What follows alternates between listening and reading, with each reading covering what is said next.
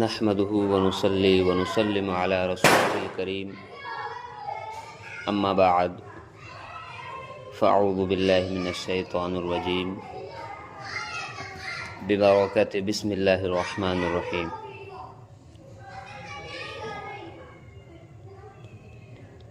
آج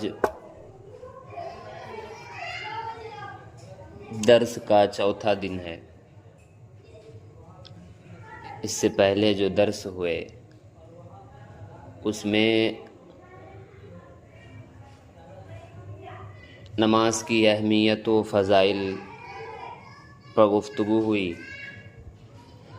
دوسرے درس میں اذان کے تعلق سے گفتگو ہوئی اور تیسرے درس میں نماز کی ابتدا کیسے ہوئی اس کی تاریخی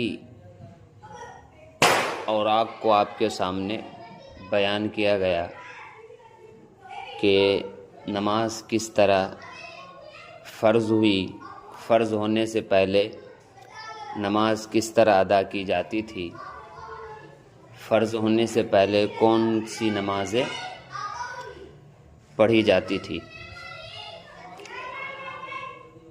آج کے درس میں ہم اذان کی ابتدا کے تعلق سے تاریخی اوراق کو پلٹنے کی کوشش کریں گے کہ اذان کس طرح شروع ہوا، اس کی ہسٹری کیا ہے، اذان کی ہسٹری کیا ہے، یہ کیسے شروع ہوا. اگر کوئی آپ سے سوال کر لے کہ بھائی تم لوگ جو اذان کہتے ہو یہ کب سے چالو ہوا ہے، اس کے بارے میں تھوڑا ہمیں بتاؤ، تو آپ اذان کی ابتدا، اذان کی شروعات کس طرح ہوئی جانیں گے تو آپ ان کو بتا دیں گے. ہم لوگ تو جانتے ہیں کہ بھائی پانچوں نماز کے لیے اذان کہی جاتی ہے. اذان لفظ سنتے ہی ہمیں معلوم ہو جاتا ہے کہ اللہ اکبر کوئی مؤذن صاحب اذان کہے گا اور یہ نماز سے پہلے کچھ منٹ پہلے لوگوں کو اطلاع کرنے کے لیے، باخبر کرنے کے لیے کہا جاتا ہے. مگر اس اذان کی ابتدا کیسے ہوئی، اس کی شروعات کیسے ہوئی، اس کے تعلق سے ہمیں زیادہ نالج نہیں ہے. سمجھ رہے؟ تو وہی نالج آج ہم دینے کی کوشش کریں گے اللہ کی توفیق سے. بسم اللہ الرحمن الرحیم. جب رسول اللہ صلی اللہ تعالی علیہ وآلہ وسلم ہجرت کر کے مدینہ منورہ پہنچے، حضور صلی اللہ علیہ وآلہ وسلم 53 سال تک مکہ مکرمہ میں قیام پذیر رہے. پھر اللہ کے حکم سے مدینہ منورہ تشریف لائے تو 53 سالہ زندگی کو مکی زندگی کہا جاتا ہے اور 10 سالہ مدینہ شریف میں تشریف فرما ہوئے تو یہ مدنی زندگی کہا جاتا ہے. یہاں پہ یہ بات بھی اپنے ذہن میں بٹھا لے کہ آپ تاریخ وغیرہ، اسلامی تاریخ جو ہوتی ہے اس کے تعلق سے 2 سن لکھا ہوا ہوتا ہے.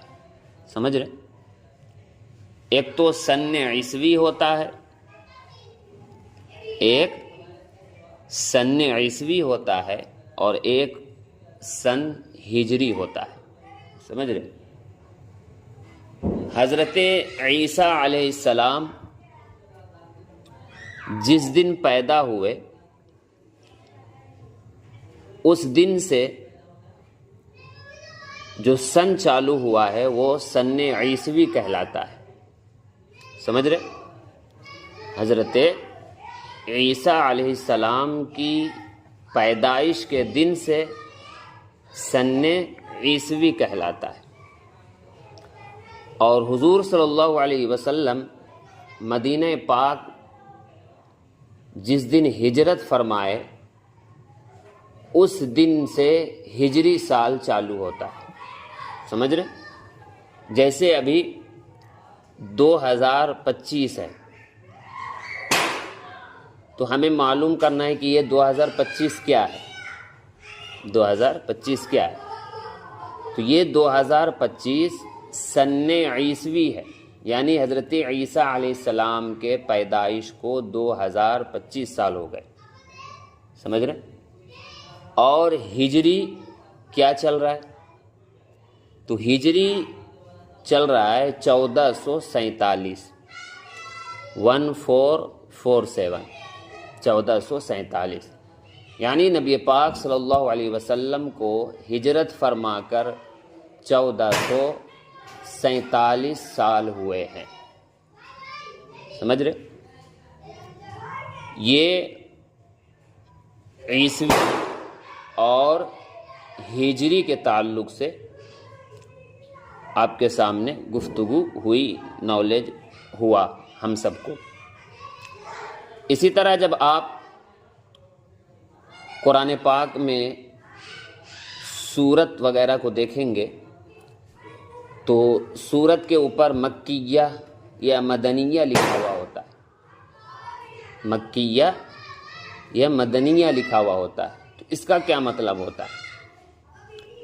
اس کا کیا مطلب ہوتا ہے؟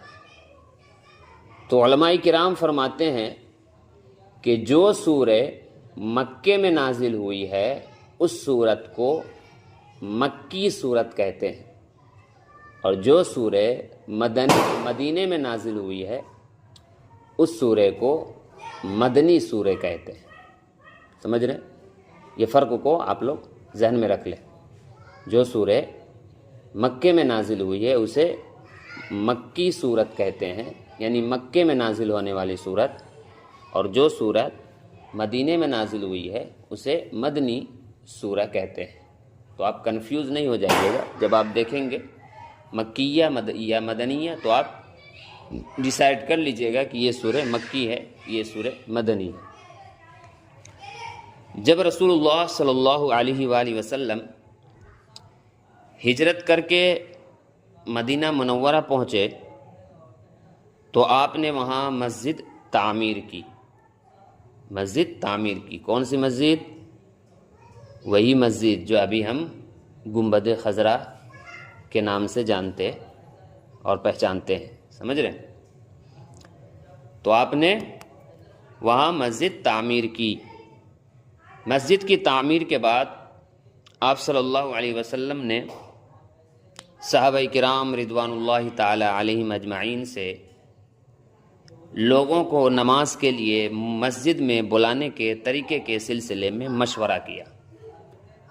یعنی صحابہ کرام جتنے بھی مسلمان ہوئے تھے سارے لوگوں کو اکٹھا کیا اور ایک مشورہ کیا کہ مسجد تو ہم نے تعمیر کر لی ہے، اب نماز کے لیے ہم کس طرح بلائیں؟ تو سارے لوگ سجھاؤ دو، سارے لوگ بتاؤ، سارے لوگ اپنی اپنی رائے پیش کرو کہ کون سا طریقہ بہتر ہوگا. اس طریقے کو فالو کریں گے اور لوگ مسجد میں نماز کے لیے اکٹھا ہو جائیں گے. اس سے یہ بات بھی سمجھ میں آئی کہ مشورہ کرنا کسی بھی کام کے لیے یہ سنت رسول صلی اللہ علیہ وآلہ وسلم ہے. کہ نبی کریم صلی اللہ علیہ وسلم کی دلی خواہش تھی کہ تمام صحابہ کرام رضی اللہ تعالی علیہم اجمعین مسجد میں ایک ساتھ باجماعت نماز ادا کرے. رسول اللہ صلی اللہ علیہ وسلم کو یہ پسند نہیں تھا کہ صحابہ کرام رضی اللہ عنہم مختلف اوقات میں مسجد میں نماز ادا کرے. یعنی کوئی کسی وقت آ رہا ہے، کوئی کسی وقت آ رہا ہے، کوئی کسی وقت آ رہا ہے. اس طرح نماز پڑھنا نبی پاک صلی اللہ علیہ وسلم کو پسند نہیں تھا۔ پسند کیا تھا کہ سارے صحابہ کرام ایک ساتھ مسجد میں اکٹھا ہو اور نماز ادا کرے جماعت کے ساتھ، اس طرح، سمجھ رہے؟ اسی طرح آپ صلی اللہ علیہ وسلم کو یہ ہرگز پسند نہیں تھا کہ لوگ اپنے گھروں میں یا کسی اور جگہ میں نماز ادا کرے، یعنی جو جہاں پہ ہو نماز ادا کرے، یہ بھی پسند نہیں تھا، بلکہ ایک ساتھ مسجد میں جماعت کے ساتھ نماز ادا کرنا یہ پسند تھا۔ صحابہ کرام علیہم الرضوان نے لوگوں کو جمع کرنے کی مختلف تجویزیں پیش کی، سمجھ رہے؟ ایک تجویز یہ تھی کہ آگ روشن کی جائے یا جھنڈا لہرایا جائے، جس کو دیکھ کر لوگ خود بخود سمجھ جائے کہ نماز کا وقت ہو گیا ہے اور وہ نماز کی ادائیگی کے لیے مسجد میں حاضر ہو جائیں گے۔ دوسری تجویز یہ تھی، یعنی دوسری رائے لوگوں نے یہ دی، دوسرا مشورہ لوگوں نے یہ دیا کہ لوگوں کو نماز کے وقت کی اطلاع دینے کے لیے سور پھونکا جائے، سور پھونکا جائے یا ناقوس بجایا جائے۔ ناقوس کہتے ہیں دو لکڑیوں کو ایک دوسرے پر مارا جائے جس سے آواز آتی ہے، سمجھ رہے؟ اور یہ سب وہ طریقے تھے جو اس وقت کے یہودیوں، نصرانیوں اور کافروں کے درمیان لوگوں کو اپنی عبادت خانوں میں بلانے کے لیے رائج تھے۔ یہ سب طریقے اس وقت یہودی لوگ، نصرانی لوگ کیا کرتے تھے، یعنی اپنے عبادت خانے میں بلانے کے لیے وہ لوگ جو طریقے فالو کرتے تھے، وہ طریقہ کیا تھا؟ وہی طریقہ جو ذکر ہوا کہ سور پھونکا کرتے تھے وہ لوگ، آگ کو روشن کیا کرتے تھے یا ناقوس بجایا کرتے تھے وغیرہ۔ یہ سب طریقے یہودی نصرانی لوگ اپنے عبادت خانوں میں بلانے کے لیے لوگوں کو یہ طریقے اختیار کرتے تھے، سمجھ رہے؟ رسول اللہ صلی اللہ علیہ وسلم کو یہ طریقے پسند نہیں آئے، کیونکہ ان طریقوں کے اختیار کرنے میں کفار کی مشابہت لازم آتی۔ مشابہت بولے تو کفار کے جیسا کام کرنا۔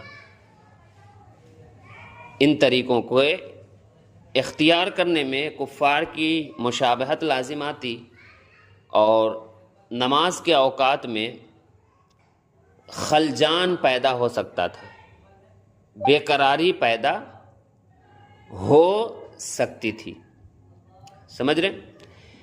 کیونکہ کفار اپنی عبادت خانوں کی طرف لوگوں کو بلانے کے لیے انہی طریقوں کو اپناتے تھے، سمجھ رہے؟ کفار لوگوں کو بلانے کے لیے انہی طریقوں کو اپناتے تھے۔ اس لیے رسول اللہ صلی اللہ علیہ وآلہ وسلم کو یہ ہرگز گوارا نہیں تھا کہ میری امت اپنی دینی یا دنیاوی امور میں یہودیوں، نصرانیوں یا کفار کی نقل کرے اور ان کے طریقے کو اپنائے۔ خلاصہ کلام یہ ہے کہ اس مجلس میں کوئی حتمی فیصلہ نہیں ہو سکا۔ اس مجلس میں یعنی نبی پاک صلی اللہ علیہ وسلم نے جو مشورہ کرنے کے لیے مجلس کو بلایا، تو اس مجلس میں کوئی فیصلہ نہیں ہو سکا، سمجھ رہے؟ اس مجلس میں کوئی حتمی فیصلہ نہیں ہو سکا۔ مجلس برخاست ہونے سے قبل حضرت عمر رضی اللہ تعالی عنہ نے رسول اللہ صلی اللہ علیہ وآلہ وسلم کے خدمت میں یہ رائے پیش کی کہ جب تک فیصلہ نہ ہو جائے کسی صحابی کو اس خدمت پر مامور کر دیا جائے کہ نماز کے اوقات وہ محلوں میں جا کر لوگوں کو نماز کے لیے بلائے، سمجھ رہے؟ رسول اللہ صلی اللہ علیہ وسلم کو یہ رائے پسند آئی، یعنی حضرت عمر فاروق رضی اللہ تعالیٰ عنہ نے ایک رائے پیش کیا کہ جب تک فیصلہ نہ ہو جائے تو کسی صحابی کو اس خدمت پر مامور کر دیا جائے کہ نماز کے اوقات وہ گاؤں میں چلا جائے اور لوگوں کو بتائے کہ نماز کا وقت ہو گیا ہے، تو لوگ اپنے کام کاج چھوڑ کر مسجد کی طرف آئیں گے۔ تو یہ رائے نبی پاک صلی اللہ علیہ وسلم کو پسند آئی۔ چنانچہ آپ صلی اللہ علیہ وسلم نے یہ ذمہ داری حضرت بلال رضی اللہ عنہ کے سپرد کی۔ جب نماز کا وقت ہوتا تو حضرت بلال رضی اللہ عنہ مدینہ منورہ میں گشت لگاتے اور لوگوں کو اطلاع دیتے کہ جماعت کھڑی ہونے والی ہے۔ رسول اللہ صلی اللہ علیہ وسلم کی فکر کو دیکھ کر صحابہ کرام رضی اللہ عنہ بھی اس سلسلے میں بہت متفکر ہو گئے۔ کچھ ہی دنوں کے بعد اللہ رب العزت کی طرف سے حضرت عبداللہ بن زید رضی اللہ عنہ کو رات میں ایک خواب نظر آیا۔ صحابہ کرام کا نام یاد رکھے، حضرت عبداللہ بن زید رضی اللہ تعالی عنہ کو ایک خواب نظر آیا۔ خواب میں انہوں نے دیکھا کہ ایک فرشتہ سبز لباس یعنی ہرا کپڑا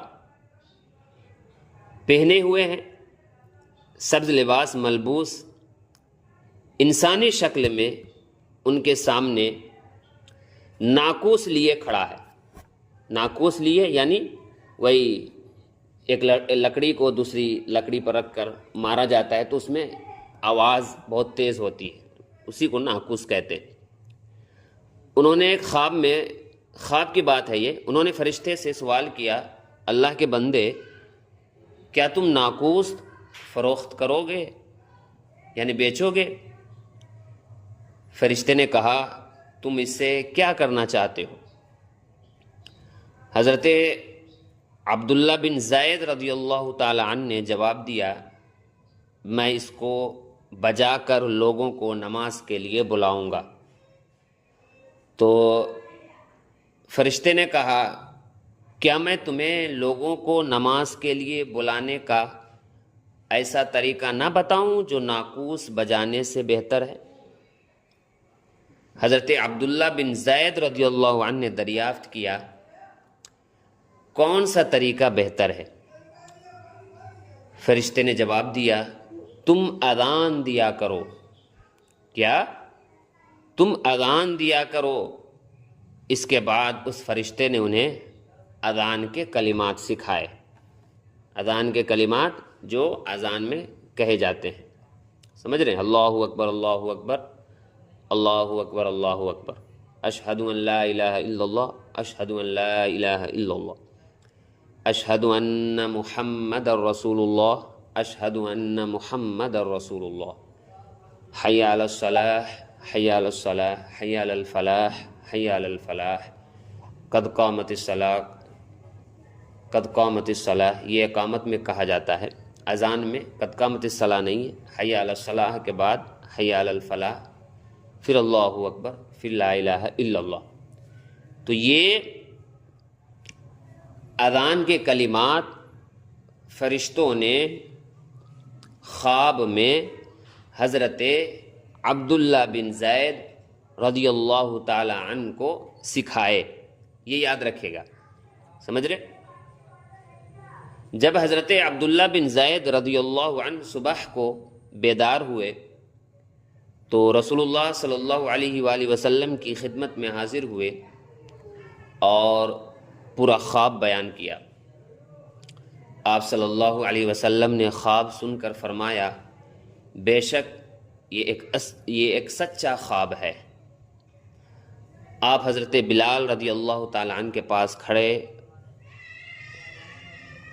بے شک یہ ایک سچا خواب ہے، آپ حضرت بلال رضی اللہ تعالی عنہ کے پاس کھڑے ہو جاؤ اور انہیں اذان کے کلمات سنائیں، سمجھ رہے؟ جو تمہیں خواب میں بتائے گئے ہیں۔ یہ حضرت عبداللہ بن زید رضی اللہ تعالی عنہ کو نبی پاک صلی اللہ علیہ وسلم فرما رہے ہیں کہ جاؤ حضرت بلال رضی اللہ عنہ کے پاس کھڑے ہو جاؤ اور انہیں اذان کے کلمات سناؤ جو تمہیں خواب میں بتائے گئے ہیں۔ جب حضرت عمر رضی اللہ تعالیٰ عنہ نے حضرت بلال رضی اللہ عنہ کی اذان کی آواز سنی تو اپنی چادر لے کر کے دوڑے اور حضور صلی اللہ علیہ وسلم کی خدمت میں حاضر ہوئے اور مؤدبانہ عرض کیا، اے اللہ کے رسول صلی اللہ علیہ وآلہ وسلم، اس ذات کی قسم جس نے آپ کو حق کے ساتھ مبعوث کیا، میں نے بھی اسی طرح کا خواب دیکھا ہے۔ یہ کون کہہ رہے ہیں؟ حضرت عمر رضی اللہ تعالی عنہ۔ آپ صلی اللہ علیہ وسلم یہ سن کر خوش ہوئے اور فرمایا، جب ایک سے زیادہ آدمی نے اس طرح کا خواب دیکھا تو یہ بات زیادہ پختہ ہو گئی کہ یہ اللہ تعالیٰ کی طرف سے ایک سچا خواب ہے۔ روایتوں سے معلوم ہوتا ہے کہ 10 سے زائد صحابہ کرام رضوان اللہ تعالی علیہم اجمعین نے اسی طرح کا خواب دیکھا تھا، اور خواب ہی میں ان کو اذان کے کلمات سکھائے گئے تھے۔ ان صحابہ کرام رضوان اللہ تعالی علیہم اجمعین میں سے حضرت ابو بکر صدیق رضی اللہ عنہ اور حضرت عمر فاروق رضی اللہ تعالی عنہ بھی شامل ہیں۔ تو محترم، یہ جو گفتگو ہوئی، یہ گفتگو اذان کا آغاز کیسے ہوا، اذان کی شروعات کس طرح ہوئی، اذان کی ابتدا کس طرح ہوئی، اس پر بیس تھی یہ گفتگو۔ سمجھ رہے ہیں؟ اذان کی ہسٹری کے اوپر، اذان کی تاریخ کے اوپر آج کی گفتگو تھی۔